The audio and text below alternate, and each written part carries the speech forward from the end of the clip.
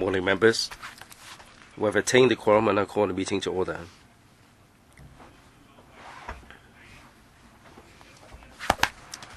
For 2016-17 legislative year, the PWSC, as of last meeting, examined 9 projects with a total funding of $21.018 billion. There are 7 items for discussion today.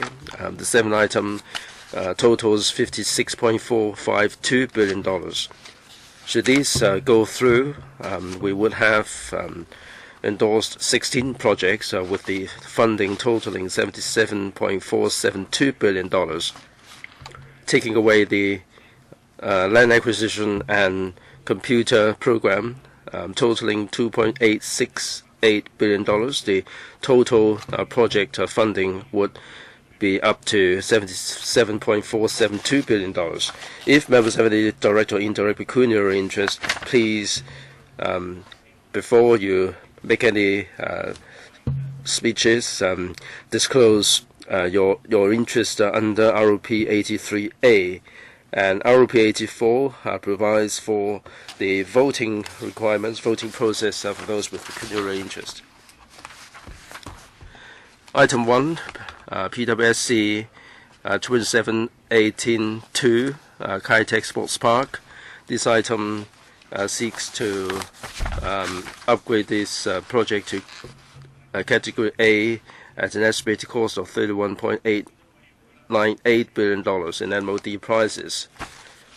We started discussing this item on May the 6th, and on May the 10th and 17th we had further discussion. Today we will have another go at this meeting, at this item. With us for this item, I'm sure you've got the list here.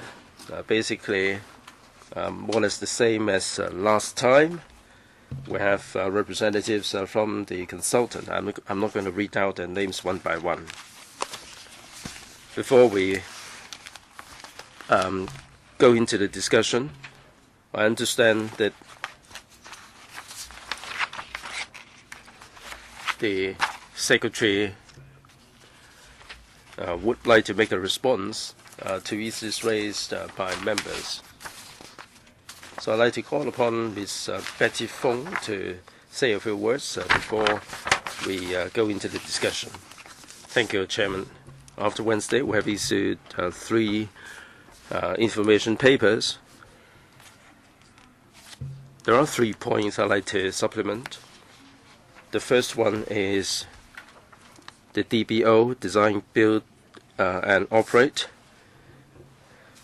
In answer to Mr. Attitude's questions, we said that this model is not new.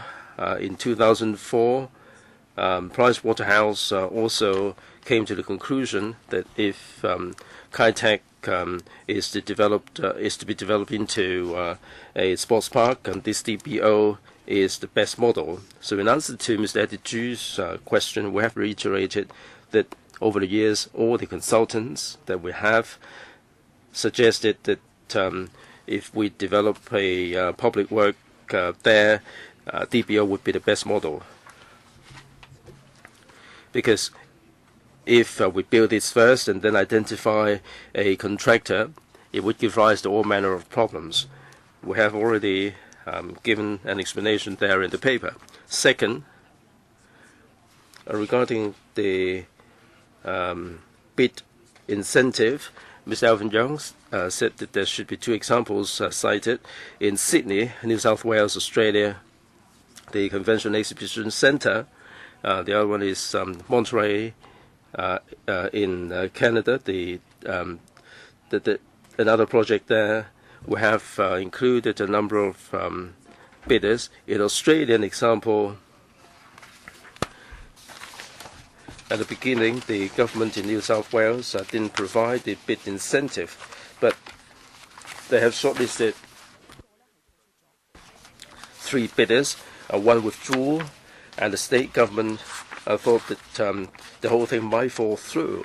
It was at that stage that the bid incentive was provided to keep the other two bidders.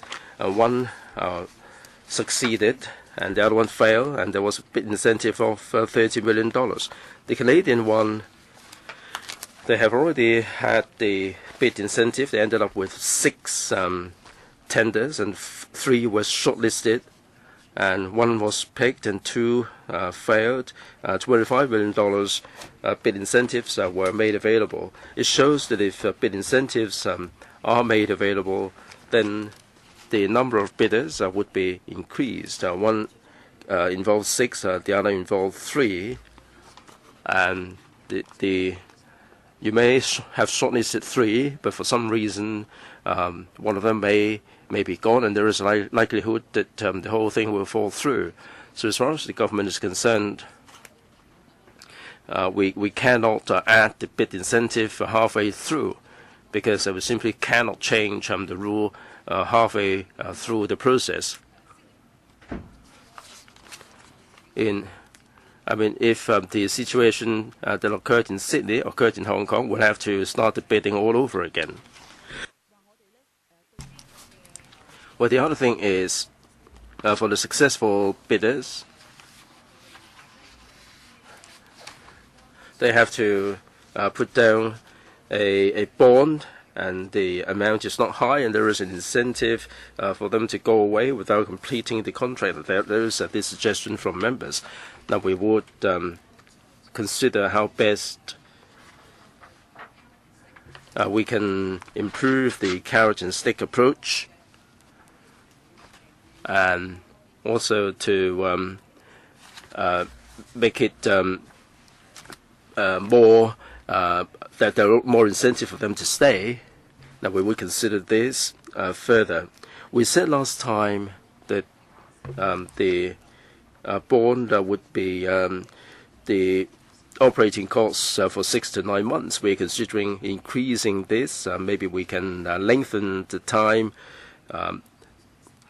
for them to put down this amount of money up front. Members also mentioned the parent company guarantee, and this should be increased. The initial cost would be $300–400 million. We will look into this in greater detail, and we would look into the amount of money that they would need for the initial operation. We will make available the information to members. Perhaps I pause here, Chairman.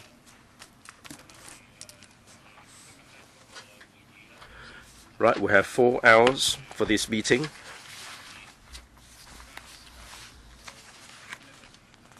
Point of order, Mr. Leung Kwok Hong.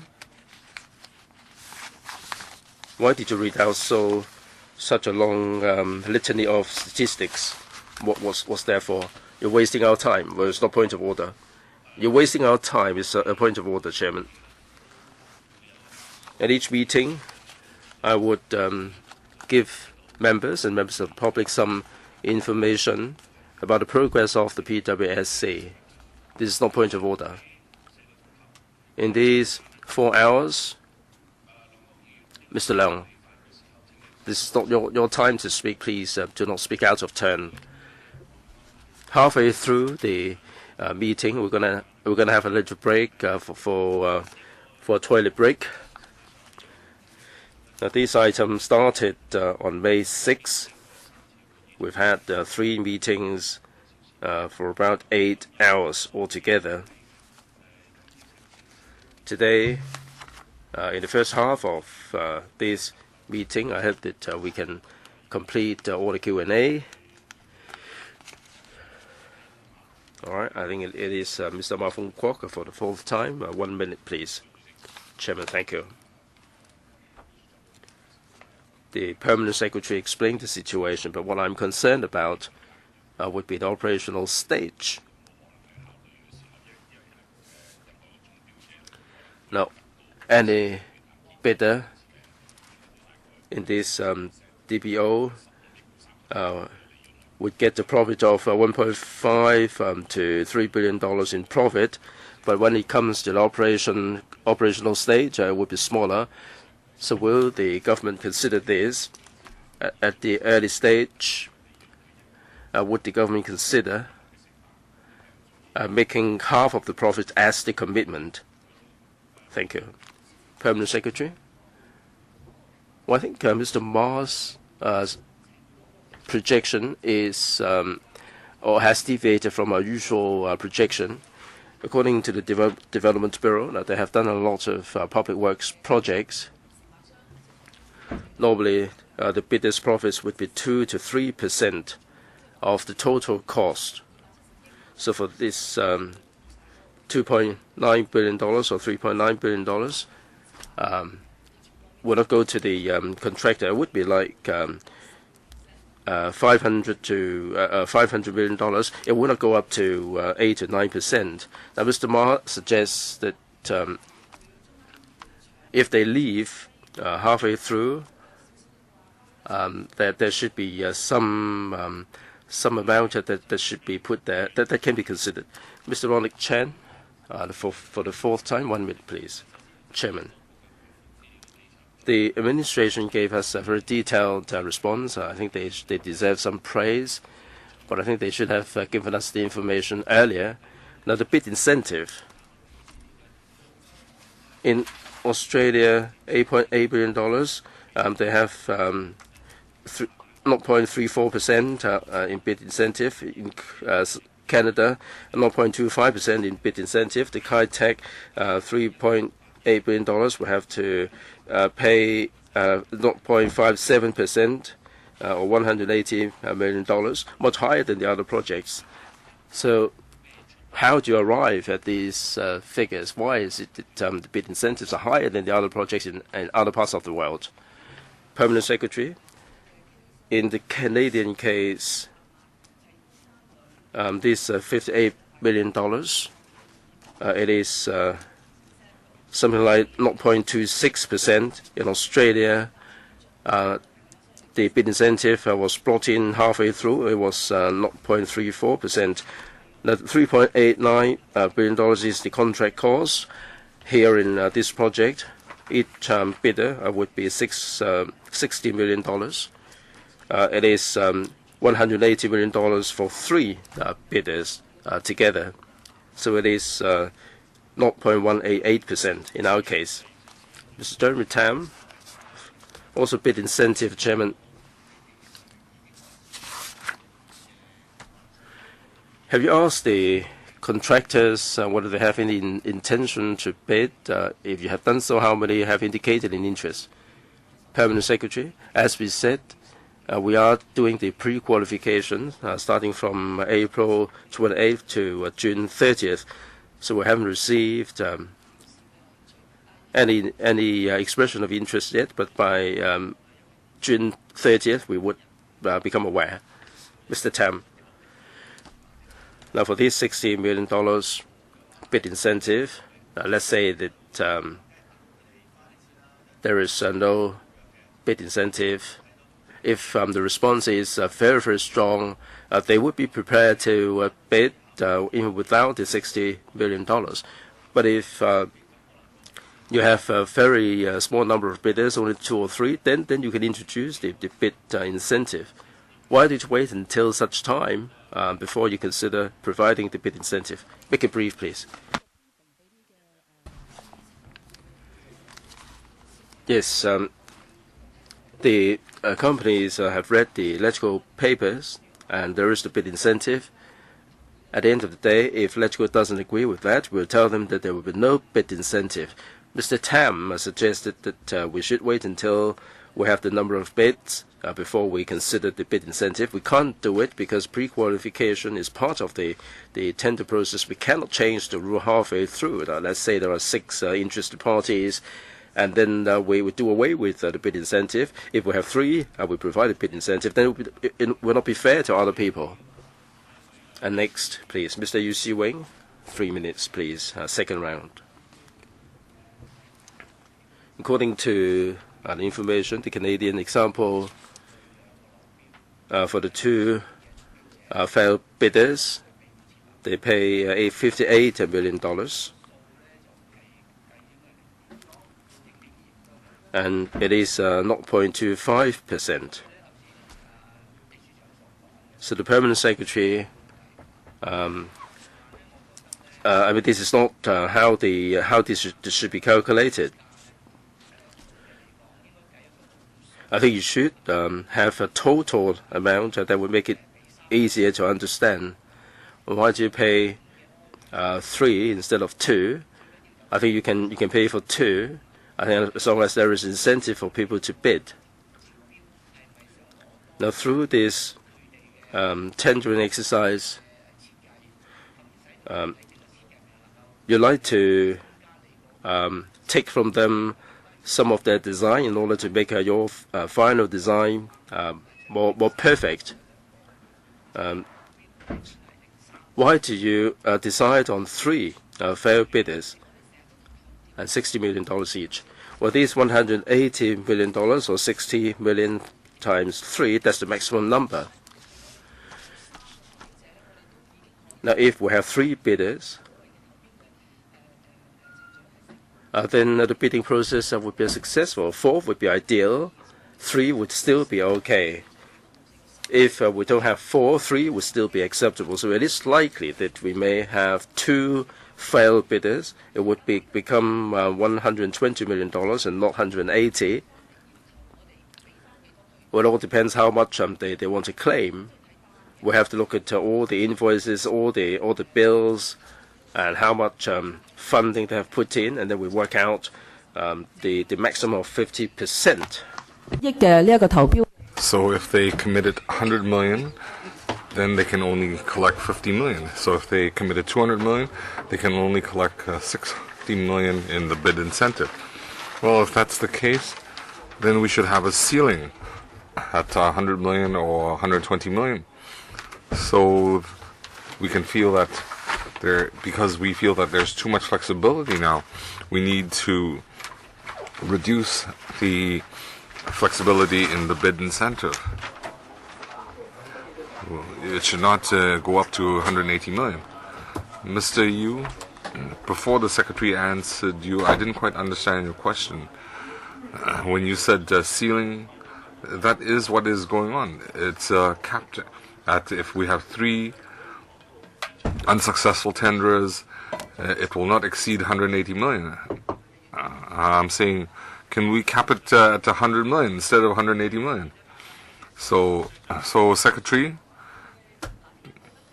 well, of course, we feel that we need a bid incentive, and whether it should be 60 million too much, or 50%, is that too much? We're willing to negotiate. We still feel that we need a bid incentive. 60 million and 50%, that's a recommendation by our operation consultant. But is it impossible to adjust? We're willing to look into that. Next, Mr. Leung Ji-chang. Thank you. Well, Hong Kong people and the LegCo feel that this is an innovative tender. The DBO might not be palatable to everybody, and the government should understand our concerns. So just now we heard Mr. Yu Siweng raise a question. It's actually very practical. The government wants to increase the number of tenders, or they want more competition, so they need to add to the bait. But we feel that's some money dumped into the water. There's only one successful tender, and you don't want the rest. And even if you do want them, the winning tender might not adopt the other unsuccessful bid suggestions. They will go with their own design. So it's money wasted. So of course, in order to have the whole tender process be fair and give the public the feeling that it's a quality bid, your line of thinking is correct. But it's too innovative. I don't know whether we can accept this process, because that had not occurred in the past in Hong Kong. Second question, I feel the operation of the mall in the tender, I think we'll see more overseas consortiums, and even Hong Kong consortiums, they might not be experienced or they be familiar with operating a sports stadium mall. But we have local talent, so could you break down the tender? So if we have overseas consortiums, they need to cooperate with local partners. Can we have these conditions? Well, time's up. I suggest the Secretary, you can respond to the second question. The first question has been repeated on numerous occasions. The bid incentive is not just to attract tenders. We want the unsuccessful bid design or the IP available for our use. We have repeated that. So, Secretary, you can focus on the second question. Well, I just want to say, money is not wasted. We will use the IP. That's why we have the bid incentive. Second, we forecast that the main contractor, there will be many companies. There will be companies experienced in building stadiums, some who are good at operating. Well, I just want to ask the commercial side, can we have it for local companies only, so we can retain local staff and talent? Well, in these public works contracts, we cannot require that local staff have priority. We have a procurement agreement with the WTO, so the consortiums, they will work with local companies regarding retail, food and beverage. We do have a lot of local experience, and we heard that the companies will cooperate with local companies, but the government cannot stipulate that which are going to be operated by local and overseas companies. Ms. Lau Xiu Lai, 1 minute. Well, I see the government's response says that there have been successful DBO models, and the examples you gave us, I see that they have a strong sports culture. They have a sports team, whether it's baseball or rugby. They have their home stadium. So the operator, they have their own team, the fan base. They're familiar with operating the venue. So we don't have a home team. It's very different in Hong Kong. So I would like the government to consider. I support the mega facilities and mega venues, but we don't want something so big that it can't be operated. We need to divide it up and have LCSD train its own staff, and we have elite community facilities in accessible locations, and we need the examples just show us that Hong Kong is different from overseas. Oh, time's up. Well, I could have the consultant respond. I can respond on the first point about the lack of a home team and the sports culture. I think that is one of the reasons why bringing together a consortium under design, build, operate is the right solution at this time for Hong Kong, because that's what brings, you don't have a home team to bring that expertise together, therefore you need to create that, and that's what's created through a consortium that bids for the design, build, operate. Okay. Mr. Lau Kok Fan. Thank you, Chairman. We see that we've been talking about the bid incentive, the pledge, the deposit, and we support the sports stadium, but we have to think it through very clearly. The government puts forward a lot of ideals, but there are details where we're bogged down. And on the last occasion, I put forward 4 suggestions. And since bid incentive is so controversial, will the government consider using traditional tender methods? I don't think that purchasing IP might be the best way. So the winning tender, they already have their own concept. And if you want to include other IP, is that a good solution? So I also asked other political parties and other friends to sign a letter, and they've added another 1 or 2 suggestions to my 4 suggestions. We call for a traditional tender, and we want the pledge to be for 3 years operating expense. And even if the PWSC endorses this, we still have to get a response from Finance Committee. Otherwise, it's very hard for us to support the sports stadium item. So the Permanent Secretary, could you respond? Well, Chairman, we haven't read this letter, so we cannot respond to it. Previously, Mr. Lau Gok-fong sent us a letter with 4 points, but now you have 3 extra points. I haven't read that letter. I cannot answer it. I was referring to the 4 points that I made. I will give you this signed letter later on. We will study that seriously after we receive it.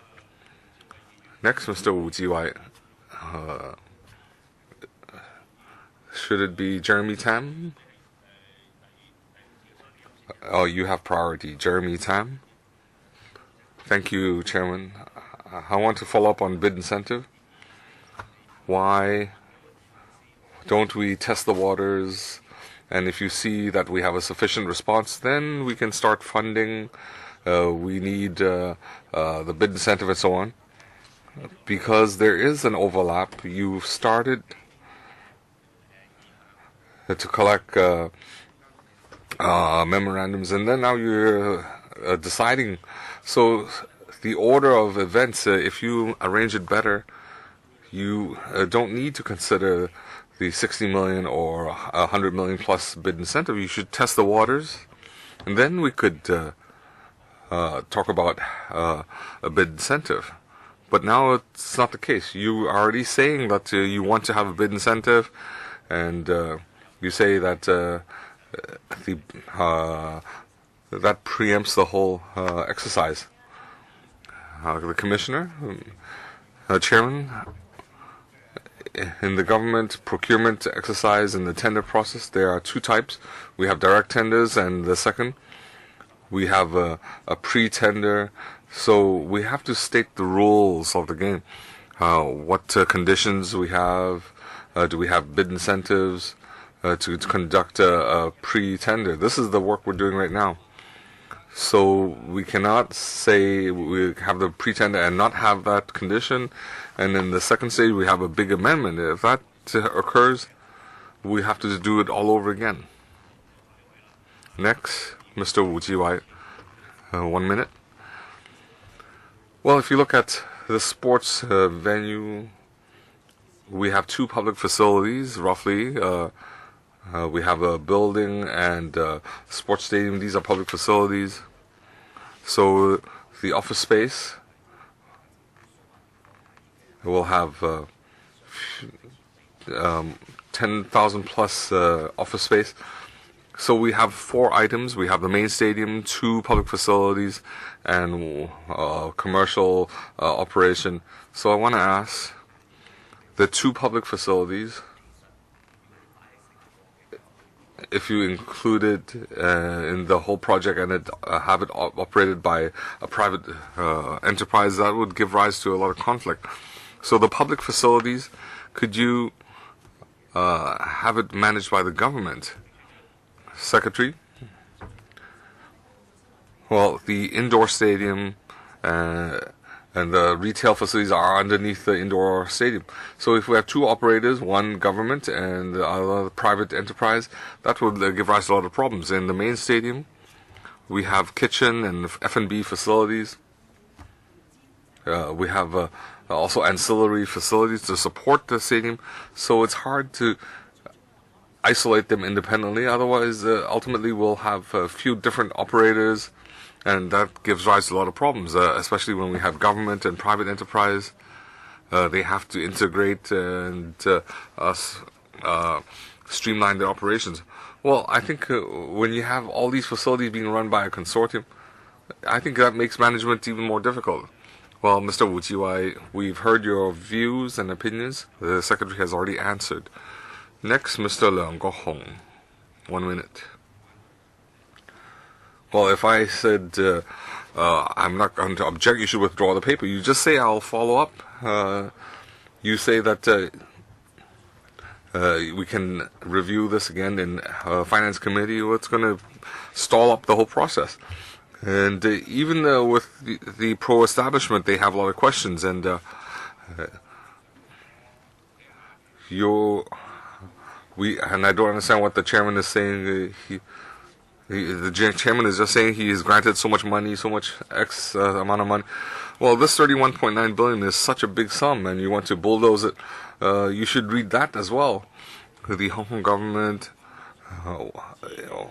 is blindly forging ahead. It doesn't have support with the pro-establishment. You should read that out as well, Chairman.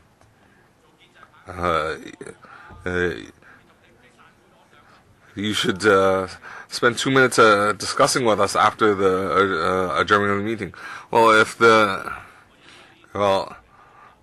Mr. Leung Kok-hong, if you are calling names, I think that is not appropriate, and I wish that you can withdraw that. Well, when did we ask for your opinion? In previous FC meetings, I'm not FC chairman. I am PWSC chairman.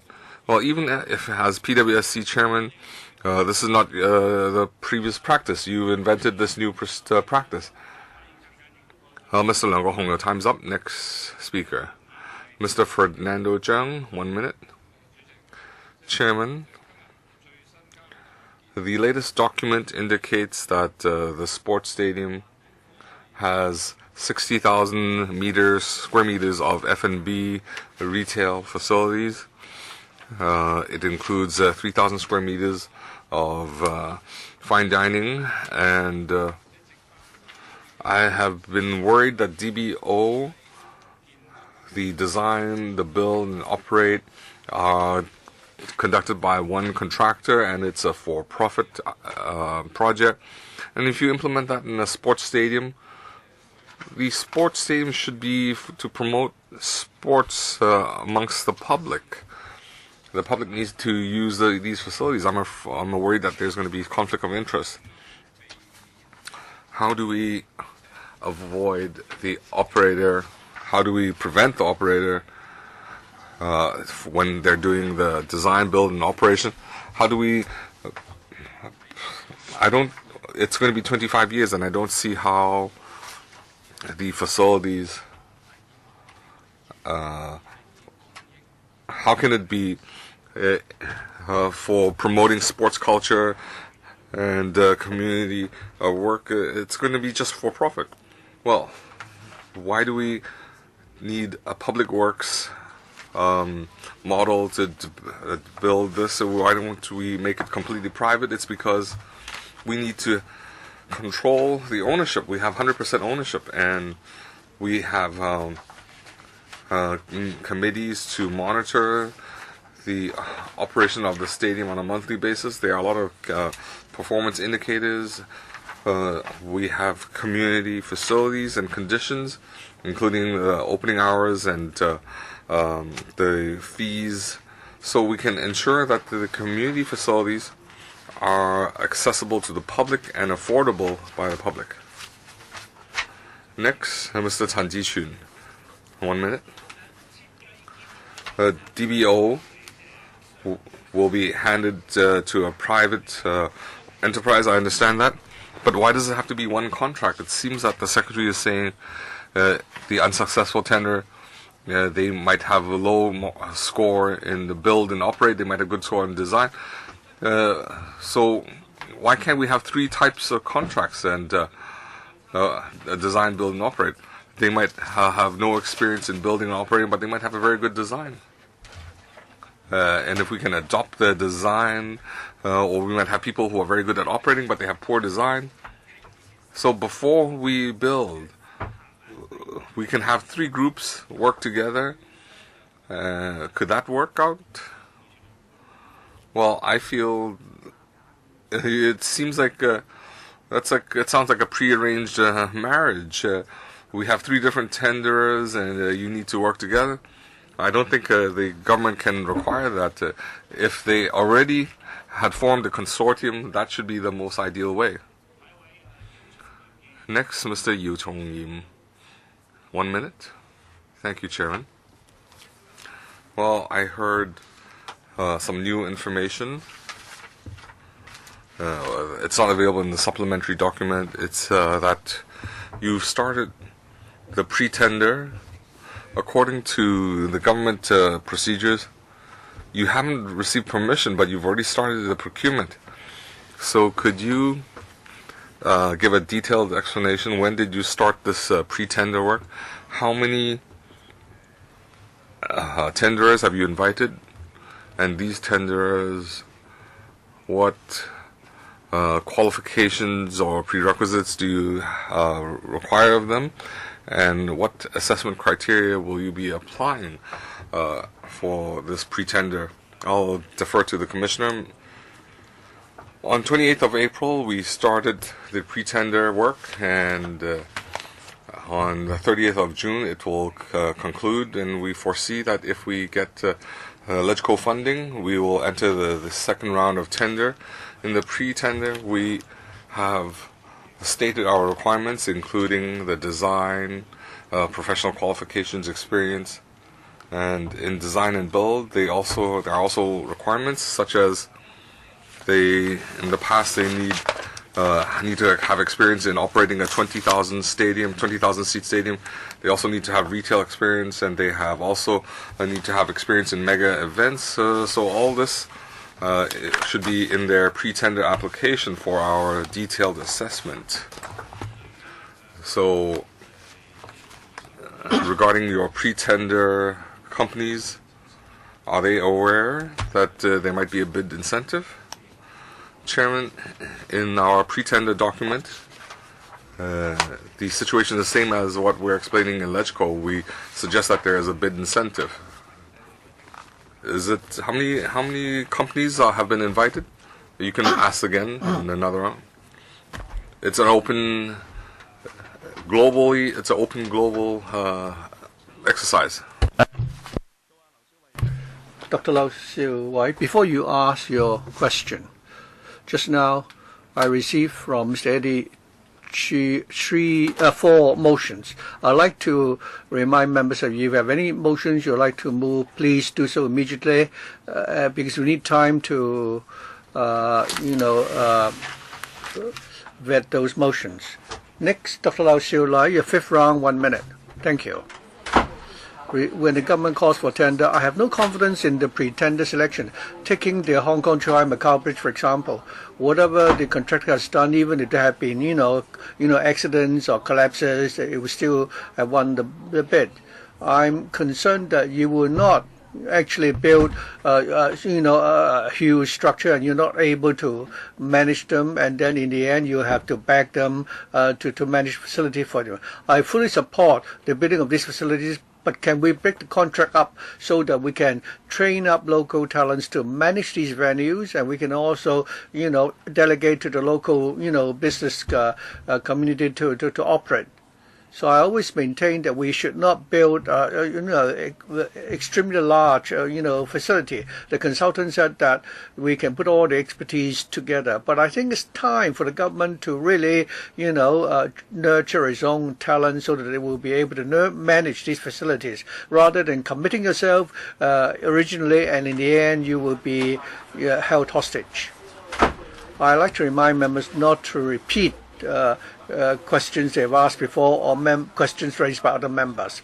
Dr. Lau, I think the same point has been repeated many times already, but the government has not really responded. I believe that they've already answered the question. Whether or not you're satisfied with those answers is something else. Just because you're not satisfied with the answers from the officials, I cannot allow you to go on asking the same question. Why can't I would like to ask them, why can't they invite talents to join the LCST, and why can't we break up the contracts? I'll ask the Permanent Secretary to answer that question for the last time, because I believe that she has already answered the question. Chairman, I think we've said many times already that the LCST does not have such talents and such ranks to manage commercial facilities. In future, on whether or not we can learn how to manage a government stadium and the main stadium, I will not rule out that possibility, but we're not able to do so now. Well, it would take at least 5 years to build that facility. We need, a manager initially and train up our own management expertise. If we don't even have someone who has experience managing, such a large stadium overseas, how would we be able to train people? Did you? Thank you. I don't understand why we need to learn how to manage such venues because we already have the QE Stadium. On the 9th, the government sent us a letter telling us that during the 4th year upon completion, if we adopt the DGO model, there will be some figures in relation to the revenue and expenditure. Can we move backward and forwards? Say on the 5th of April, you gave us the numbers for the first year of operation. Can you work it out on the basis of the DBG model? I think as far as expenditure is concerned, I think we've already provided the numbers. For revenue, we have not made a projection for 20 years. We'll need time to work that out. I'm not talking about 20 years. I'm talking about 20. If you adopt the DBO model, can you also come up with a DBG table based on the DBG model? We don't have such information offhand, but we can prepare to go back and look into that. So we do not have such numbers at the moment. Perhaps the official government can provide the information after the meeting. Fernando Jiang, 1 minute. Chairman, the Permanent Secretary said that there are certain criteria, but we must point out again and again that these evaluation criteria are not too satisfactory. How can you ensure that the public at large can enjoy these facilities, and how we can really promote sports activities? In the main stadium, the criteria is that they should reserve at least 10 days for football matches. I don't know whether or not soccer includes rugby, but during the 365 days in a year, the Hong Kong stadium's utilization rate is very low. If we didn't have the Hong Kong rugby, the utilization rate is so low. Now that we're going to build this stadium accommodating 50,000 people, you have only reserved 10 days for soccer matches. Why are you already so satisfied? I don't know how much it would cost to build the main stadium. We're spending so much money to build that stadium, and you only set aside 10 days for soccer matches. Commissioner, according to our estimate, in the main stadium, there will be events during 30 days of the year. About half will be in relation to sports activities. During those 16 days, we now required at least for 10 days, it will be reserved for soccer matches. That is the minimum. Mr. Jiang asked how we can attract people from different walks of life to use the facility.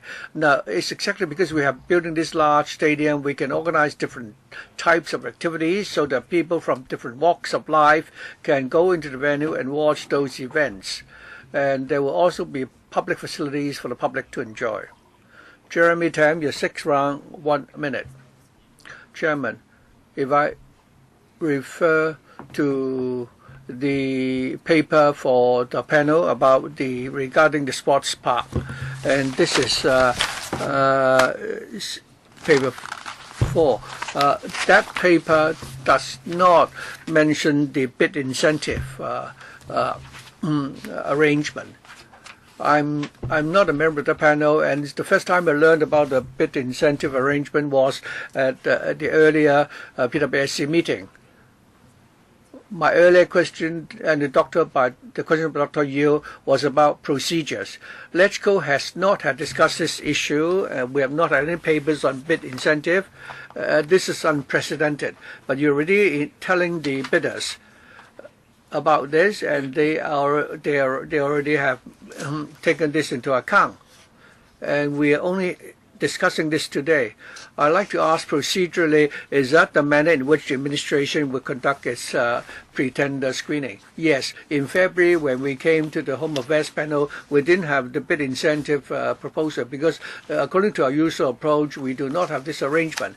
But internally, We had discussed this among different bureaus, and we agreed that without the bid incentive, it will be a major risk that the tender will be aborted. So with the agreement of all the relevant bureaus, it was because of that that we came up with this bold suggestion, and we are now putting this to the PWSC. As to whether member would agree that we should incorporate the bid incentive model, we're prepared to listen to members. Have you done this before? That is, before the PWSC discussed the item, you've already started the pre-tendering selection. Yes, according to the PWS Public Works procedure within the government, we can do that. Except that before we have approval by LegCo, we will not, go for the second round of formal tender. Mr. Uchiwa, your seventh round. 1 minute. My earlier question was that in this sports park, we're talking about the management of public and private facilities. We're talking about the entire sports park. If the management is awarded to the contractor, it will manage the facility based on the profit incentive. So I'd like to ask whether the government has tried to consider the scenario where there's a conflict between public interest and private interest. Are you going to rely on the contract? You say the park is owned by the government and the government will be the final arbitrator. And secondly, if that's the case, as a private operator, it would have to be able to foresee that so the management will become more and more stringent if you take into consideration public interest. And when conflicts arise with this model of management, have you indicated to the contractors that there might be this possibility? As a public works project, the bidder should be able to foresee all these risks, including the fact that in future the government is the boss and they will need to be accountable to the owner of the venue and they will need to be accountable to the public. And this is what the contractors who put in the bid have to consider. So have you conducted any basic studies and concluded that this is the best option? Permanent Secretary, if I may put the question this way. Many members have indicated on many occasions that regarding the management of these venues, for example, the ticketing arrangements, the fees to be charged, the indoor and outdoor sports ground will be open to public for the public to use. It's like the LCST venues. So regarding the fees and charges, would the government have the authority to decide on the fees? If the operator were to operate these venues on a purely commercial basis, would the charges or fees be too expensive? I think this is the concern expressed by members and also the public. Permanent Secretary, in our document for members, we've already explained that other than the major KPIs, for certain projects, the contractor would need approval by the Home Affairs Bureau before they can proceed, including the charges for the community facilities, the opening hours, the extent to which they can be enjoyed by the public. All these would require approval by the administration.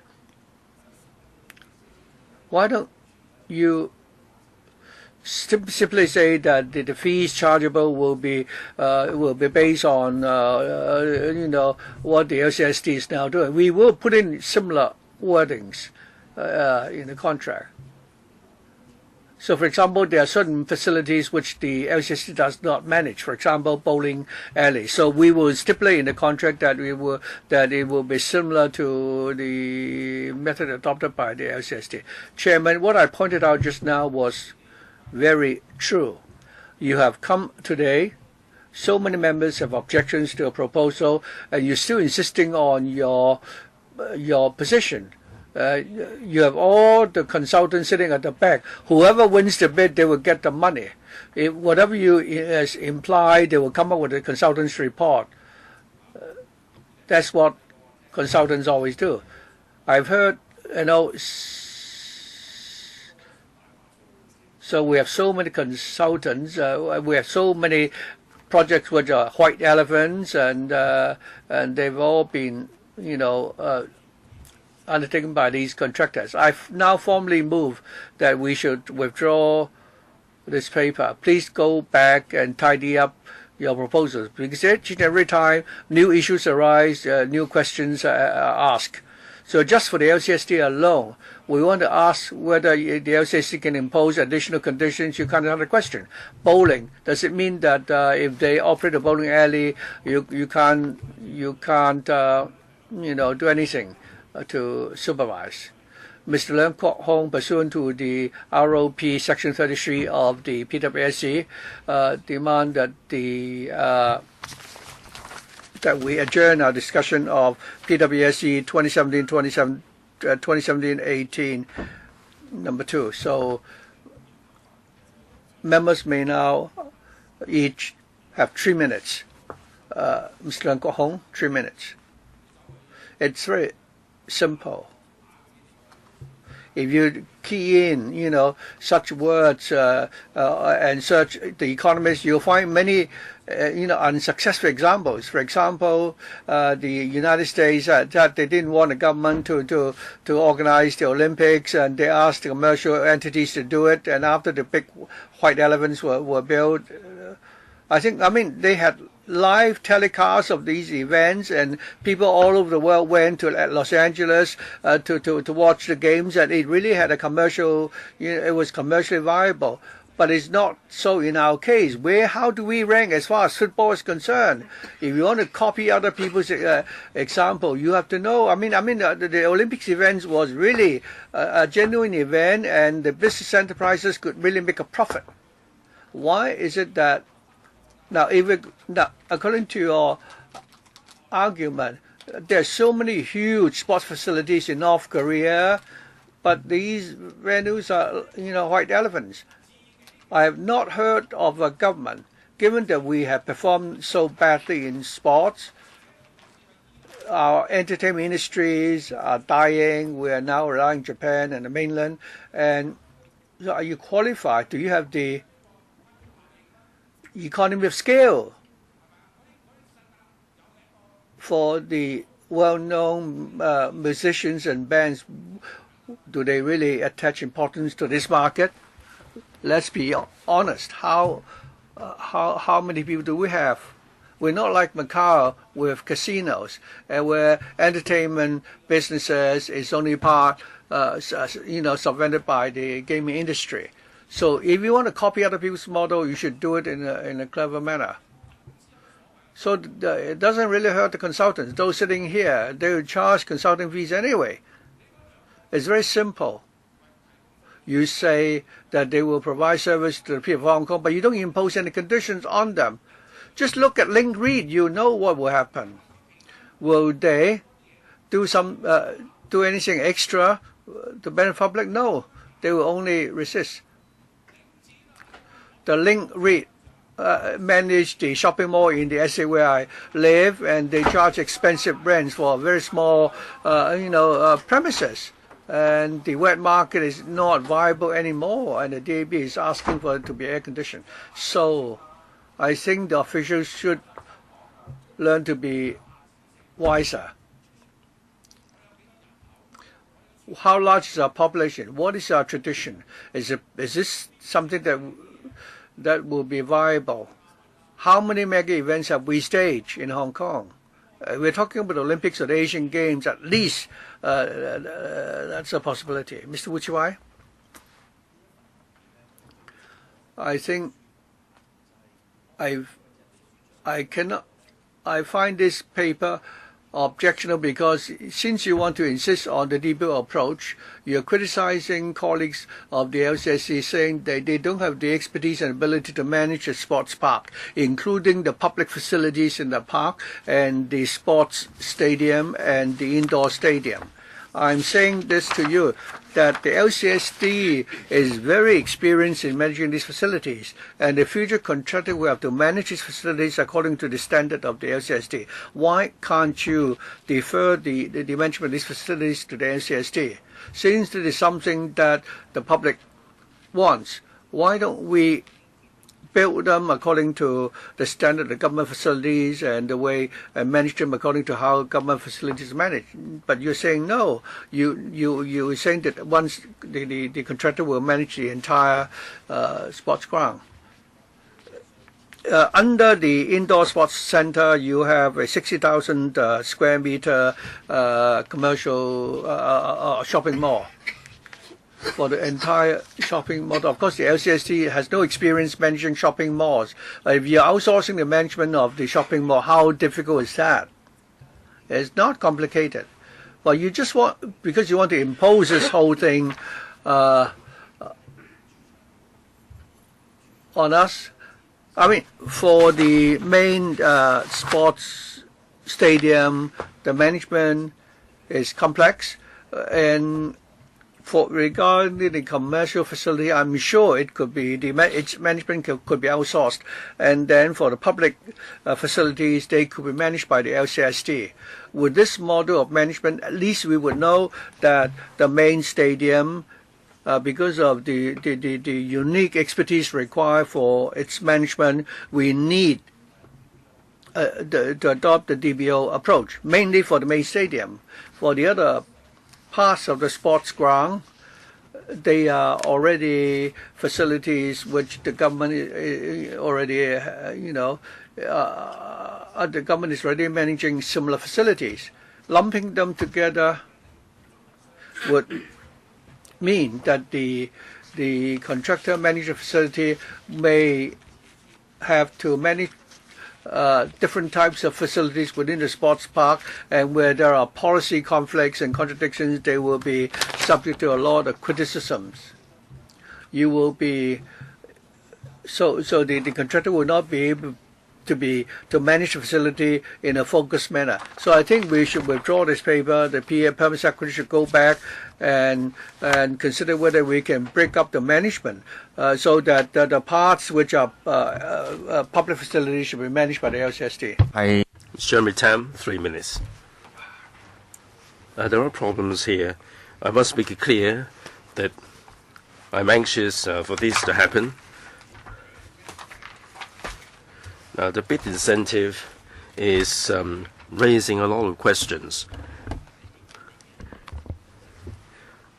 On the 27th of February at the Home Affairs panel, in your paper, you didn't mention any bid incentive up to the tune of $180 million for the failed bidders.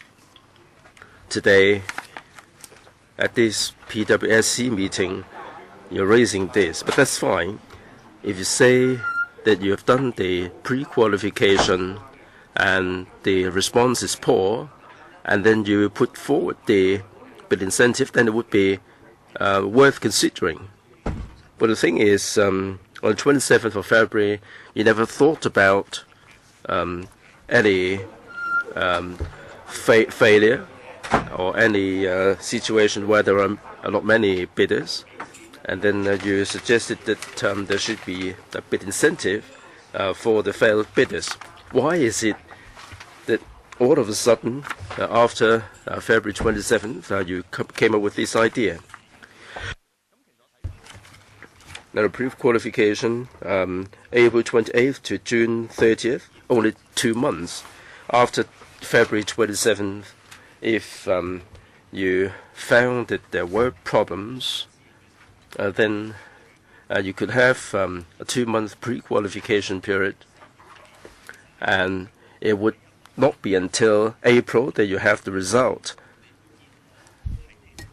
And if the response is poor, then you can put forward the $180 million bid incentive to make the whole thing happen. But now, the pre-qualification started from April 28th, and everybody knows about this proposal, and people would know that there would be this $180 million. And it seems that we have our hands tied, because if you don't approve this, the pre-qualification would be affected. You have to start all over again. You cannot go to tender. So what I can't stomach is why after the meeting on February the 27th, all of a sudden you came up with this idea of a bid incentive without any discussion here in this council. And you're presenting this idea to the council. Now it seems that it is a done deal, it is a foregone conclusion. Dr. Lau Siu-lai, in 2013, the chairman of the Football Association, Mr. Leung Hong-tak, said that for a sports park to be built, it should not be at high-tech or in urban areas because there would be light pollution, there would be crowd problem. He said that it should be located in more far-flung areas with better transport access. That people would go there anyway for the matches. And I think it is only reasonable. So I hope that the administration would consider this idea, and we don't have to make this or to invite a whole team to handle the situation. Chairman, I don't think you should handle the meeting like this. You said I made similar arguments. Indeed, I advanced these arguments 3 times. The first one was during the adjournment. The officials didn't have the opportunity to respond to me, and therefore I brought this up again, and they didn't give much of an answer. I had 1 minute at that time, and now I'd like to elaborate my comment in greater detail. And I hope that you would not try to say that we are being repetitive and not care how the administration responds to the questions. And certainly the chairman would assist members in getting across the questions. I think you are shielding the government officials. I wonder whether this is a fair way of presiding over the meeting. In the eyes of the chairman, in the eyes of the officials, whether they are answering the question doesn't make any question. Even if they are answering the questions, they're giving not much of an answer. So it doesn't make any difference at all. So I'd like to say that this sports park for the elite sportsmen, for the entertainment goers, for the members of the public, they are very concerned. We'd like to the government to do a good job. So every sector in the community is showing concerns about this project. I hope, Chairman, you would conduct the meeting in a better way instead of just shielding the officials and let them get away with a non-answer. And I'm not repeating the arguments. You're not using up the 3 minutes? All right, next, Mr. Edward Lau, 3 minutes. I object to the adjournment of this item. Like last time, we feel that we like to see the sports park built, and we like the administration to address all the questions.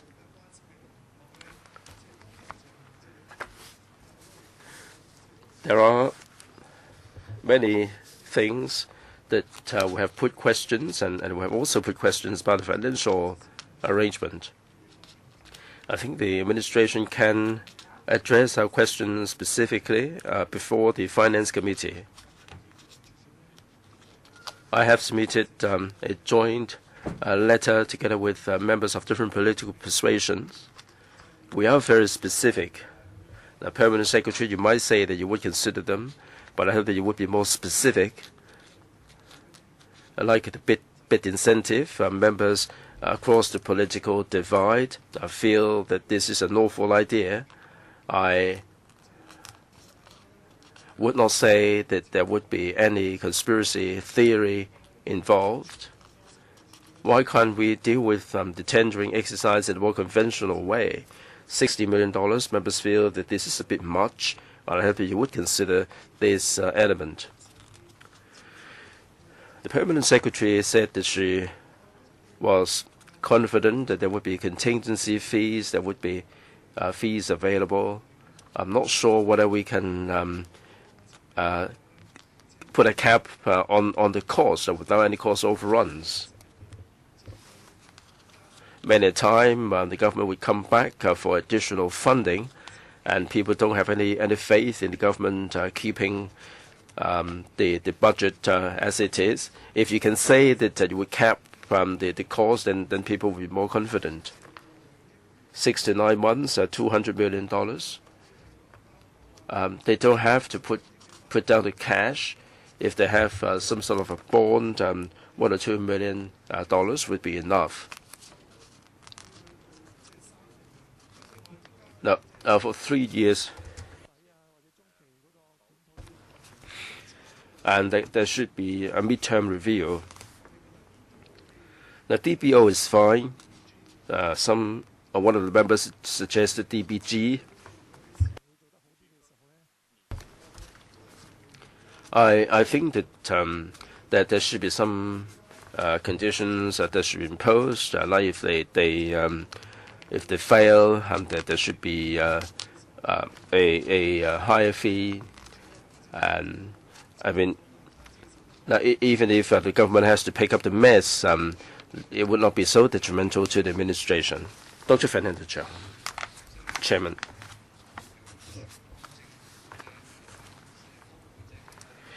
For the welfare services, if we look at the utilization rate and also the number of places, I mean, if we apply the same standard, then this project is really falling short of expectation. We have a Hong Kong Stadium with a capacity of 40,000. In May, there was only one event held. In April, there were 3 because of Rugby 7, March 1, February 1, January 7, because there was the New Year soccer match, December last year 2, November last year 1. All these statistics are downloaded from the Hong Kong Stadium website. 2012 to 2016, each year on average, it is 14.5 events. The admission figure is 2,130. Now that's the Hong Kong Stadium figure. Now we are going to billions and billions of dollars to build this main stadium with a capacity of 50,000. The officials said that there are many constraints in the Hong Kong Stadium. It doesn't have a roof, and the space is not sufficient. For Rugby 7, it is used for Rugby 7. It is not good enough for the school athletic meets. So the whole thing is in a mess. We can see that the sports sector is suffering, is struggling really. Under the HAB, there is the Elite Sportsman Fund, and the disabled sportsmen fail to get any support. The sportsmen are struggling very hard to develop their sporting career, and they hope that they would do Hong Kong proud in their achievement. But the facilities are so outdated. Now we are spending $30-odd billion for this main stadium, the sports park. Would this of any help to them? Would this be of any help to the Hong Kong people? For these $30 billion, if we spend on individual sports and help the individual sportsmen and popularize the sports in Hong Kong, wouldn't it be better? I think it begs all these questions. Mr. Raymond Chen, 3 minutes. The bid incentive. As of now, I cannot say that it is unnecessary. Some members question the figure, 180 million, or should it be 100 million, or whatever. I don't think we can resolve this within these few minutes. I agree with Mr. Jeremy Tam. At this stage, you do the bidding without the bid incentive, and if you don't have a good response, then you can put forward the bid incentive. It may take you a couple more months. Second, I asked the permanent secretary that for the DBO, it can be split up. And once you have the successful bidder, then you can have the cooperation. Now, I think it is like a freedom of marriage. And many a time you don't have freedom of marriage in this kind of venture. I'd like to take this opportunity to say this. Now, for the main stadium with a capacity of 50,000, there is a new paper in response to Mr. Eddie Chu about WKCD. There is no main stadium there. Of course, we'll take it up at the subcommittee on WKCD. But the reason seemed to be rather laughable. Now, because of rising costs, if a main stadium is to be built in WKCD, it's going to cost $6 billion. That's what they said. If you look at this paper, the retractable roof stadium, it is $8 billion. Why is it that with a capacity of 50,000 for WKCD, it is $6 billion? Now, for Hong Kong Coliseum, it is $2.43 billion. Now, if you don't want to do it, then you try to inflate the cost, inflate the price, $6 billion for a capacity of $15,000 for WKCD, and people would be scared away. Here, it is pretty cost effective. You can get this done, and also market demand. The government keeps the 12,500 capacity in Hong Kong Coliseum and AWE. If the WKC is to build another stadium, it would affect the utilization. Now here it is 50,000. We are very concerned that it might not be filled. If is this the purpose, then you say everything is good.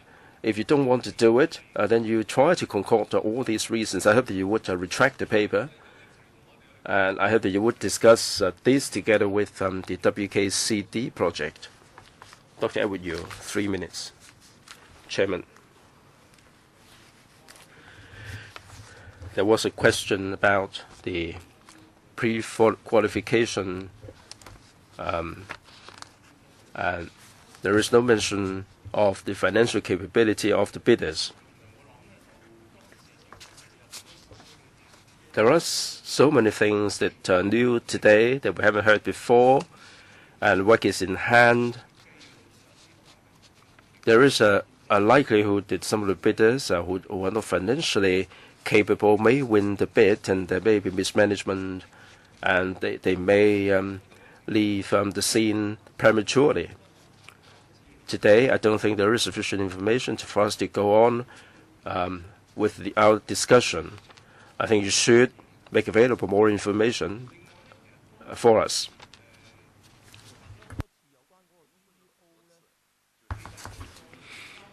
About the DBO,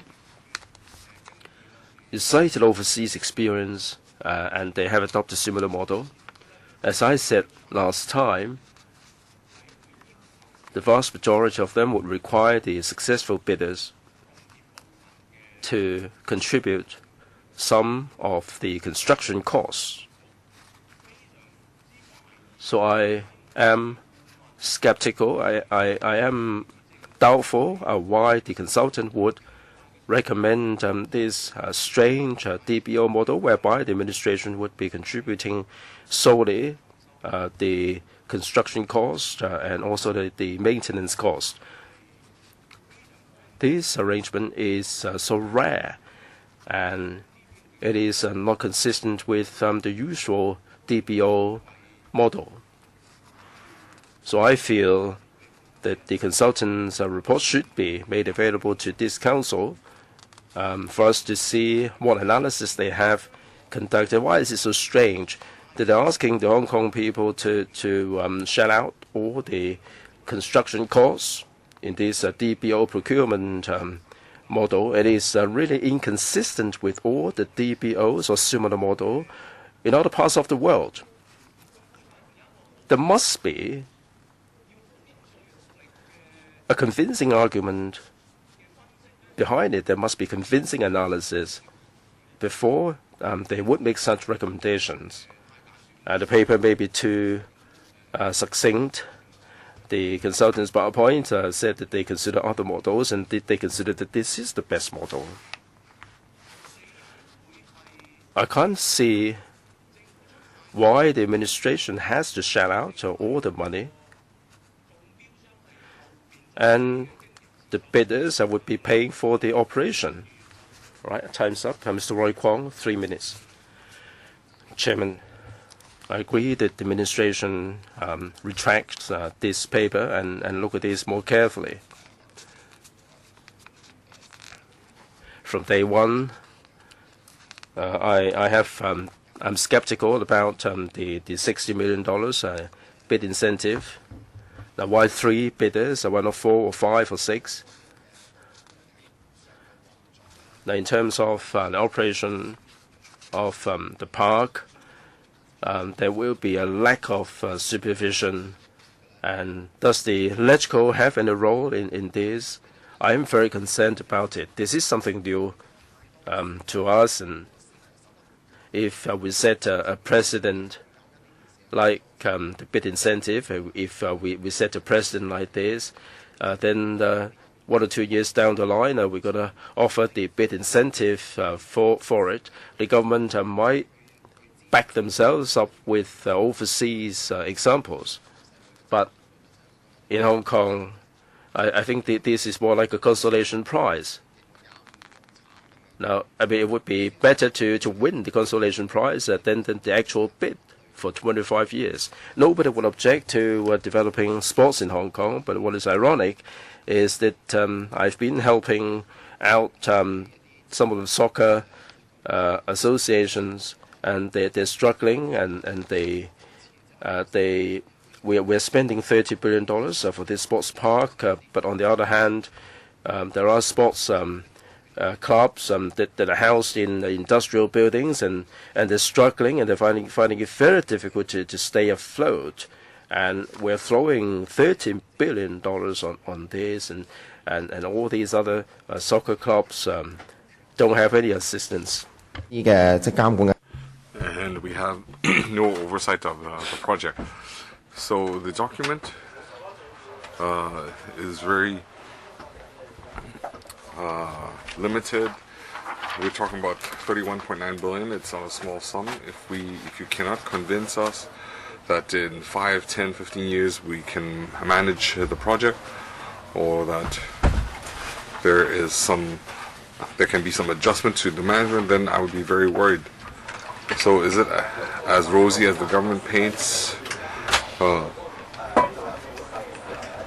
have an example that I could quote. There was a project called Tin Sao Hui, and it was very controversial, but ultimately people who weren't successful in the bid, they felt very fortunate. So it wasn't as the scenario wasn't as optimistic as the government painted. So I feel our discussion is along similar lines. Mr. Kokake, please turn on his microphone. Chairman, I'd like to remind you we should not use the 4-3-2-1 minute arrangement. We have a lot of information that has just been tabled. You don't have to slant it in the government's favor. The sports stadium, the indoor stadium, the mini soccer pitch, and the public facilities, that is not controversial. And we should give the sports industry or the community in East Kowloon these facilities. But the main stadium, if you want to use it as a venue for mega events, there are only 10 in the coming years of the Rugby Sevens. We have the annual soccer event. That doesn't help the Hong Kong sports industry. Equestrian, well, how many Hong Kong people are interested in equestrian events? People are find it difficult to make ends meet, and we don't need extreme events. You could have events in new territories where they can have cross-country biking. And then we also have 60,000 square meters for F&B and retail. What you should actually break up the project. You should break up the F&B and retail. The Development Bureau was talking about land reclamation in Sunny Bay. If you put the main stadium there, and if you use that current you can in the Kai Tak area, if you can build a public rental housing, that would be better. But the government is inflexible. They put forward a document and they won't withdraw it. When we asked about penalties, and they said that as long as we have 2/3 of sport events, then it should be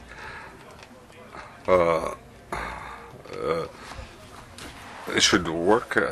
But we have insufficient facilities across Hong Kong. 10-person aside the soccer events. That's ridiculous. You are giving away 30+ billion. You are giving money away to the contractors. The government is corrupt, but there's no room for discussion. Okay, time's up. Next, Mr. Ju Hoidek, Eddie Ju. Thank you, Chairman. Well, first of all, we are developing a new funding culture. Just now, Mr. Lau Kok-fan, he objected to adjournment of the debate, but I actually appreciate him. He collected a signature letter and he put forward his own suggestions. He was saying that we have 10 or 20 proposals, and some items don't receive support from across all political parties, and the government needs to set aside some time and make some compromises. The government needs to set aside some time for discussion.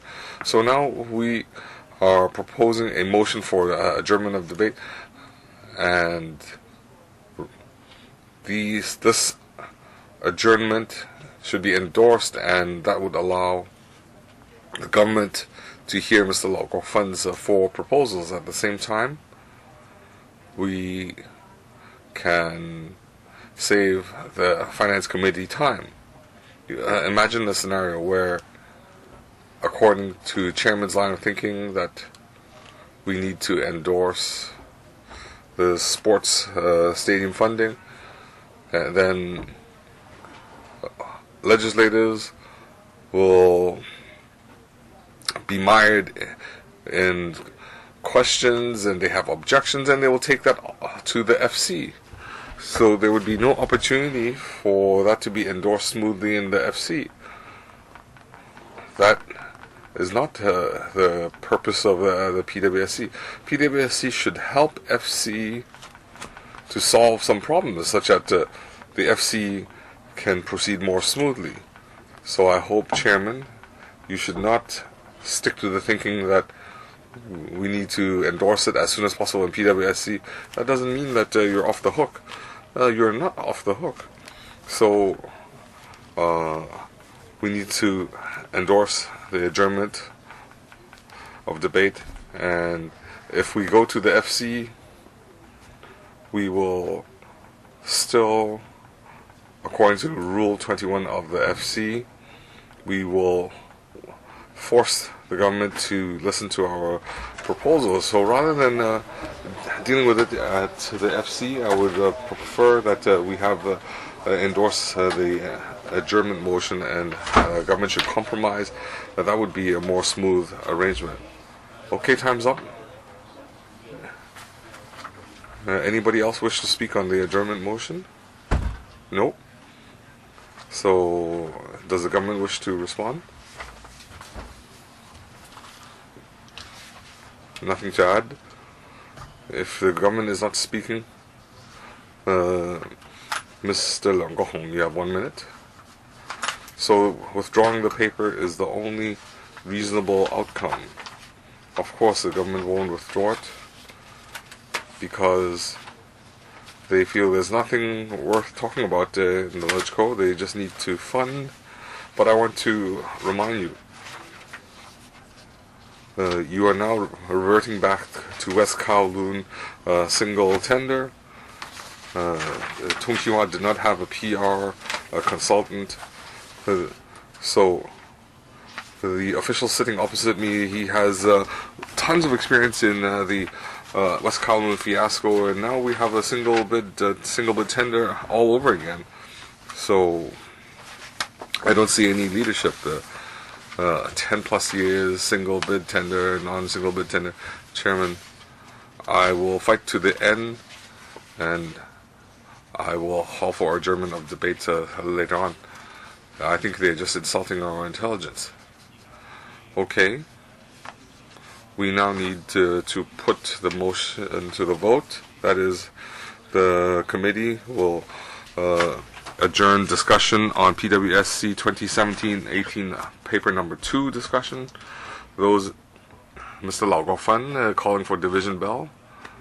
So the division bell will ring for 5 minutes.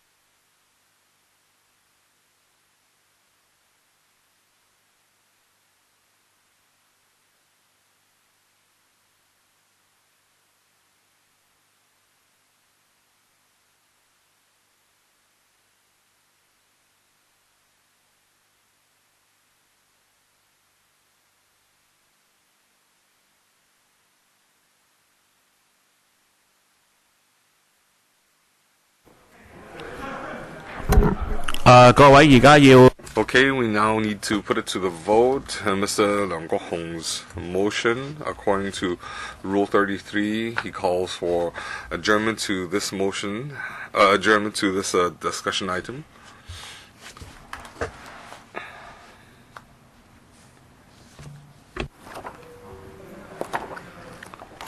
現在進行表決。 Let's put it to the vote now. Oh, before I announce the end of the vote, please verify your vote.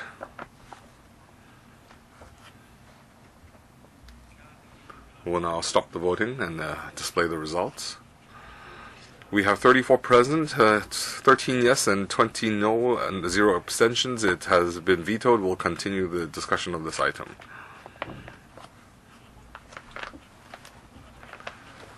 So let's put up the display for speaking list. We now have Mr. Kokake. I'd like to ask the government, the biggest controversy is the main stadium. The arrangements are rather vague, so could the government consider, since the main stadium is so controversial, so could they postpone that or suspend that, and it's the indoor stadium and the public facilities, those are not controversial, and the LCSD has sufficient ability to manage those, so don't bulldoze this through. Just could you separate them, Secretary? I'll have the Commissioner. Thank you, Chairman. The 50,000 seat stadium, the sports industry have been calling for the building of this facility for many years. So the sports industry, they don't want this item. Mr. Kokake, you have to allow the Commissioner to answer. So whether it's the Sports Commission or the NSAs, the Hong Kong Olympiad Association, they all say that we need this stadium because the existing Hong Kong stadium does not meet their needs. Mr. Fernando Cheung, 1 minute. The 60,000 square meter F&B retail facility, how much of that will be allotted to social enterprises? Do we require the hiring of minorities and physically handicapped? Well, in the future, tender the conditions, we can consider that, because promoting social enterprise is also an important part of our work. So currently, do you have any pledge to have a certain percentage of the 60,000 square meters for social enterprises? Well, I can pledge that we'll consider that seriously, but I cannot pledge what the percentage will be. So at this point, how come you don't have any stance on that? Before we have the tender contract, we will have to stipulate that.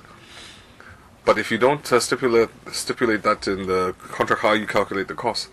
Well, if we want to set aside priority for social enterprises, it has to be in the tender contract. We cannot add that afterwards. So if we decide to do that, we'll have to have that in the tender.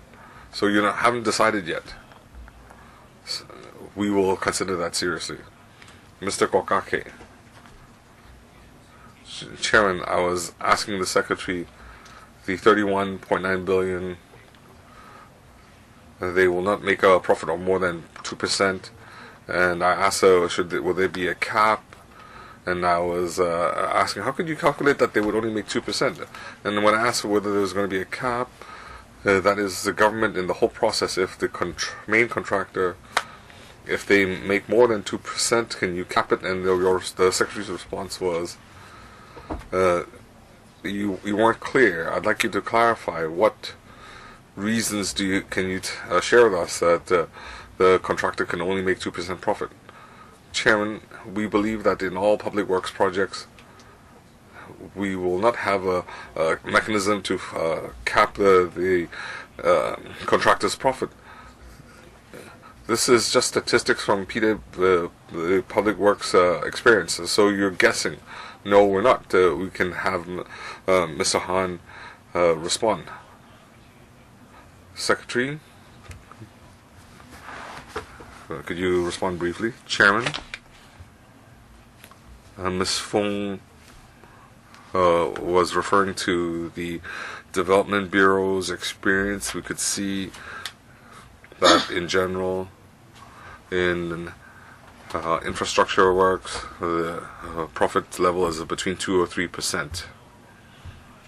Next, Mr. Tan Ji-chun, 1 minute. In the motion for adjournment, I had raised questions about the construction design. The whole, will we have unisex washrooms, and will we have unisex dressing rooms? And regarding the retractable roof, will we be repeating the Hong Kong Stadium, that it will block some noise, and but ultimately, for a concert, they cannot maintain the noise levels, or will they have to subdue the noise levels? Thank you for the technical question. I'll ask our engineer to answer the question, Mr. Mack. Thank you for the question. Regarding accessible facilities for the disabled, we have consulted many different organizations, including the association, the Paralympics Association, rehab organizations, welfare organizations, and we've also set up a task force to study the different facilities to be provided in the sports park. So far, we have no plan to provide for an accessible toilet and changing room, but we are willing to discuss the topic with those organizations, and where possible we will consider providing such facilities. What about the retractable roof and soundproofing? Regarding soundproofing, in the EI report we have a requirement, and the consultant has also conducted a study, and for the retractable roof, there will be soundproofing panels and waterproof panels and so on that can provide soundproofing effect, so that even if we're going to stage a concert there, the noise level will be reduced to a level which would not constitute any nuisance for the residents. Well, regarding the gender-free toilets, well, this is different from the toilets for the disabled. So I fully understand. Yeah, I think your point has been taken. Tanya Chen, your fourth round, 1 minute. Thank you. For the other unsuccessful bidders, you might adopt some of the designs for that part. Is this a common practice for other capital work projects? And also in your tender documents, have you stipulated that clearly? Because I'm worried that this might give rise to legal litigation. For example, of the $60 million, you might not be able to make full use of it. So I'd like to know how you can state in the terms the extent to which you can use. Or is it that you're going to spend $60 million and you will take over all the intellectual property rights? Well, for Capital Works project, this is the first time that we are adopting this bid incentive approach. We will stipulate in the documents that the bid incentive, in exchange for the bid incentive, the government is entitled to use the IPs in the proposals. How the government is going to adopt such IP is the prerogative of the government. Mr. Alcock Fund, 1 minute. Thank you. I think I might be repeating myself, but I think I'm asking a crucial question, which determines whether or not I will give you my support for this project. As I said, for the bid incentive option, we're not necessarily objecting to it, but this is a novel approach involving a large amount of money. So why don't we go back to the traditional model? I hope the Permanent Secretary today can give me an answer. You kept saying that there's a need for the bid incentive, but this is one of our main considerations. That is, can you promise to take it back and see whether we can adopt the traditional approach instead? and put aside the bid incentive option for the time being, and the amount could also be adjusted. I hope the Permanent Secretary can tell us that you are prepared to go back to adopting the traditional approach, and could you give us an answer before we go to the FC? Well, we've heard clearly the views and concerns of members regarding the bid incentive. We are prepared to go back and seriously consider how we should handle the bid incentive, including, for example, as suggested by members, that we should go for the traditional tendering process first, and if it fails, then only then should we consider the bid incentive. We'll certainly go back and consider this carefully. Dr. K.K. Kwok, Chairman. I think the tender involves $31.8 billion. I have asked many questions as to what mechanisms the government have to ensure that the main contractor and the consortium will not make more profit than what they should. And that's why I asked whether you have a cap on the profits to be made by the contractor. But you've not given me a direct answer. You said that instead you refer to some statistics. Why won't you stipulate a consultancy fee in the contract? Because they can actually make a lot of profit. They can even have a share of the profit when managing the operations of the venue. Why can't you? Well, there's a fee for the consultant. So why don't you stipulate in the contract a ceiling on the profits, Commissioner? We want to make the tender more competitive, because if more bids come, we receive more bids. There's more competition among the bidders, and that can safeguard the interest of the government. If we have few bids coming in, it's possible that the contractors would ask for a higher profit. If there are more bidders, if there's more competition, and because of the competition, it will put the government in an advantageous position. So this mechanism has worked well as far as the tendering system is concerned.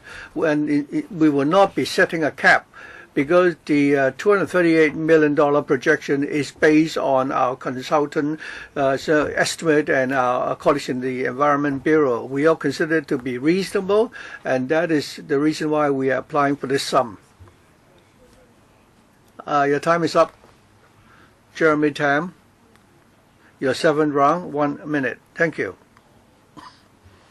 During my 3-minute speech, I already asked my question about the pretender selection and also the bid incentive. After the HAE panel in February, and now that you have given us this paper which proposes the bid incentive, why all of a sudden the government has come up with this new discussion or proposal? What is the rationale? For a big project like that, you wouldn't have, start, thinking about this this year. You should have been thinking about it a few years ago. You should have worked on the pretender process a long time ago. So could you give us more details? Permanent Secretary. Well, as I said, Chairman, we have the bid incentive proposal. This is rather exceptional because we didn't have that in previous capital works projects.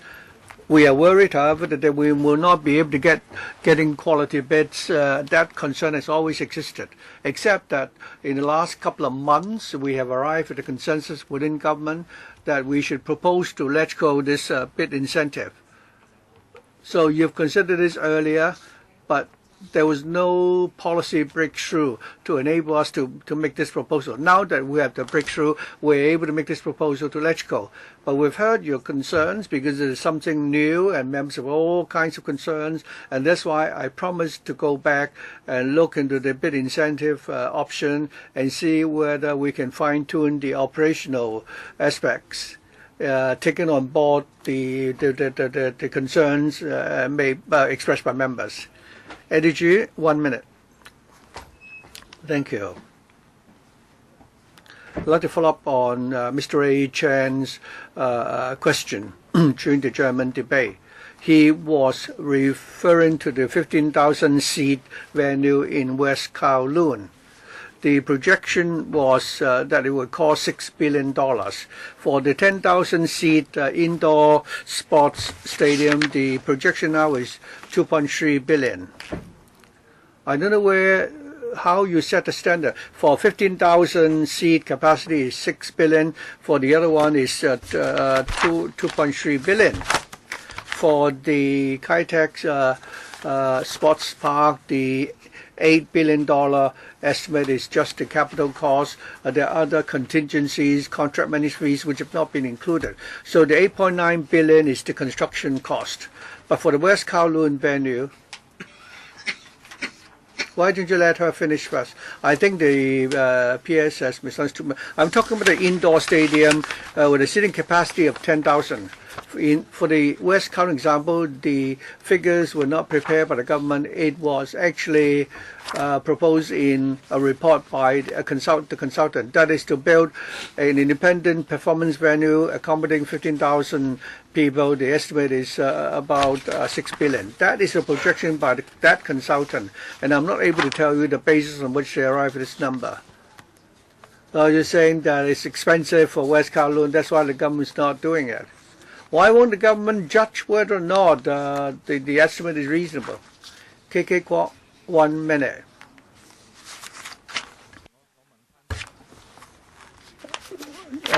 Thank you. I just want to talk about logic. You want more bidders to bid for the job, but it's not. But then it does not contradict with the. It has nothing to do with whether or not you're putting a cap. So that you want the bidders to put in a competitive bid.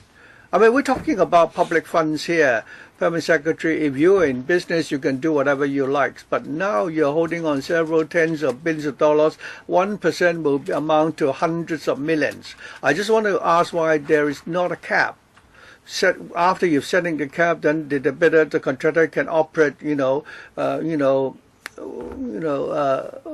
that limit. Well, for the typical capital projects, when we apply to electrical funding, the approved funding is already the cap. So we call it a cap or the ceiling, or what you call it a cap, is something else. Leung Kwok Hong, your 8th round. 1 minute. Mr. Leung Tak Keung said he was very angry. He said the sports sector has been looking forward to these facilities for a long time. Well, you don't need to be so angry. Now I know why Mr. Jang Tak-sing was dismissed, because he has, he knows the meaning of the word shame. So he has been in prison, and he has learned how to be humble. So you're just the sports commissioner. You're not even qualified to answer questions regarding capital works. Why don't you just shut up? The government is asking the sports commissioner to speak here.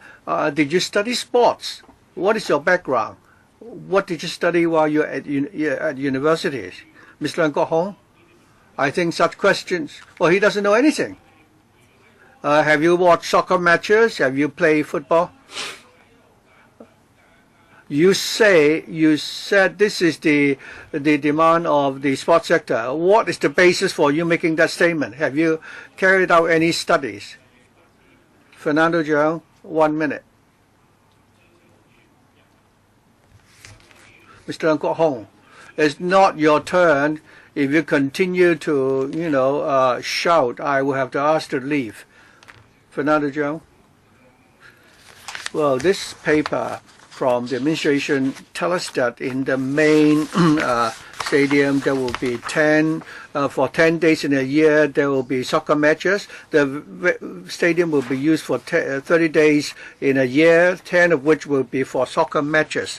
I understand that the main stadium will be available for the government to use for 7 days in a year. Are those 7 days going to be for sports events or what?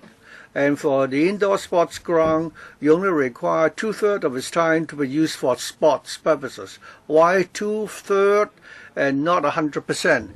Because already we have a shortfall of sports venues. Commissioner, Chairman, for the main stadium, it is 2/3 because the stadium is also designed for other purposes, but it's mainly for sports. It's not the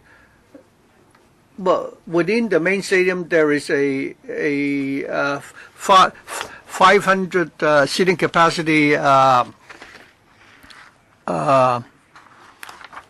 venue which we can use to stage, non-sports events. No, I don't think he has answered my first question. For the 7 day, for those 7 days, when the government organizes major events like the Hong Kong, Sports Day and so on, we need venue. So it's our plan that for those 7 days they will be used for sports events. Jeremy Tam. Regarding the bid incentive, I hope the next time you should give us more details, because I'm worried that you might be setting a precedent here and going forward for all capital works projects to adopt the same model, and all the contractors putting in bids will ask for bid incentives, and that would really add to the cost of our projects. Next, I have a question about the committee, the structure of the committee. In your paper, you've not told us about the structure of the operation committee. I want details regarding the organizational chart, and also who will be the chairman of this committee. Chairman, well, this committee is set up between ourselves and the representatives of the contractor. For the HAB, it could be myself or the sports commissioner, because we are responsible for this project. For the contractor, we believe that the committee at the highest level, it will be represented by the CEO of the main contractor. And when this committee discusses anything, and when a final decision has to be made, the HAB will have the final say. What about the percentage or the proportion? We don't have a voting system, so we don't need they apportion the number of seats. The important thing is that the final say rests with the HAB. But later on, we can provide the committee details regarding the organizational chart of this committee. Mr. Kwai Ming, 3 minutes. I asked the same question the last time about cost overrun. Can you guarantee that you won't come back for further funding? So now that you require the contractor to do the design as well, if the contractor is responsible for the design and the construction, and you allow them to come back again and again for additional funding, that is not acceptable. In the past, we know that there are penalties for contractors. Could you tell us, that is, if there should be delays, for example, what will be the penalties? And secondly, according to the Development Bureau, there will be a cycling track running from Yau Tong to To Kwa Wan, passing through the sports park. In your design, have you already incorporated the element of a cycling track here? According to the LCST, they do not have such a facility. So in your present design, have you already incorporated this element in the design of the sports park? I'll ask the Commissioner to answer the question. To answer the second question regarding cycling tracks, the kind of development area, the cycling track will be the responsibility of the CDD and the Energizing Kowloon East project office. We're not talking to them how we should do that. Regarding the project cost for all capital works projects, once we obtain the approved funding, we will call for tender. And when the contractor put in the bids, the contract price, let's say if it's X, it would mean that they undertake all the capital work projects given that amount. And they also will give us a timetable. If there should ever delays and they fail to deliver in accordance with their commitments, then there will be penalties. So what will be the penalties? If the penalty is is small, it will not be a deterrent. But in the contract, we will spell that out clearly. If they are late, we will consider how long is the delay and the reason for the delay. So you are not able to give us an answer now. Well, we're still drafting the contract. In the contract, when you drafting contract, we will look at all the guidelines for different government contracts, and then we will finalize the details for the contract. So going forward, there will be clear stipulation about the price, the date for delivery, and so on. Are you going to fine them more than $100,000 a day? Because the project is amounts to several tens of billions. Well, I don't have the information offhand, Chairman, but I can provide the information after the meeting. Mr. Leung Kwok Hong, 1 minute. I'd like to remind the Sports Commissioner, in my constituency, NT East, we are fighting for a cycling track, going around the waterfront. It's never been done. In Island East, the amenities and the sports facilities, all the people there is still overdue. People say whether there could be a jogging trail along the waterfront, and you've not done it. And now you're going to, many people, well, I play football myself. If I want to book for a pitch, I know the ticket. The scalpers are charging double the price for the fee. Same for the badminton courts. That's why I ask you not to build such a large venue. You should provide for facilities elsewhere instead. You pretend to be a sports commissioner. What do you know about sports? Why don't you go to Kalunchai with me this week? If you're able to go there and come out safely, I will salute you. The question for you is, why are the people who play football have to pay double the rent to rent a venue to play football? Mr. Nathan Law. Well, many people said that for the main stadium, the sports clubs cannot afford the Hong Kong stadium in the first place. Now with such a high cost, the fees certainly would be high. What difference will it make if we do build the retractable roof? I think the roof is there to facilitate nighttime events. Other than that, I don't think that there would be any particular function that will be served. If we do away with the retractable roof, how much less are we talking about? Can you keep the cost down with that, Commissioner? Yes, the roof, other than providing acoustics, would also ensure that the events can go ahead in inclement weather. It would help certainly for large-scale events. Now, Mr. Law asked what events can be held at. Well, what's the price difference with or without the roof? It would cost a few hundreds of thousands of $millions. It would depend on the bidding situation. We cannot disclose too much details at this point in time. Mr. Law, I support sports development.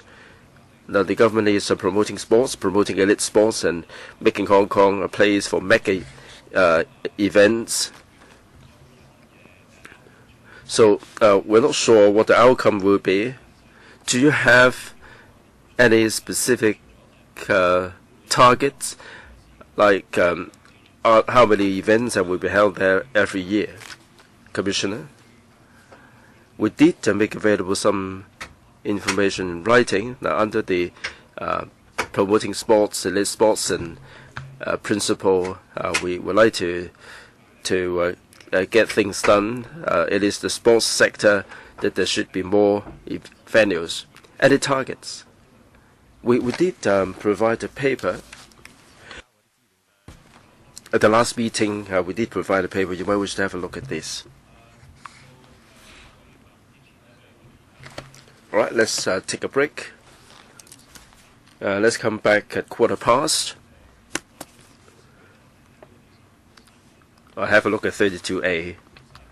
All right, let's come back at 1:15.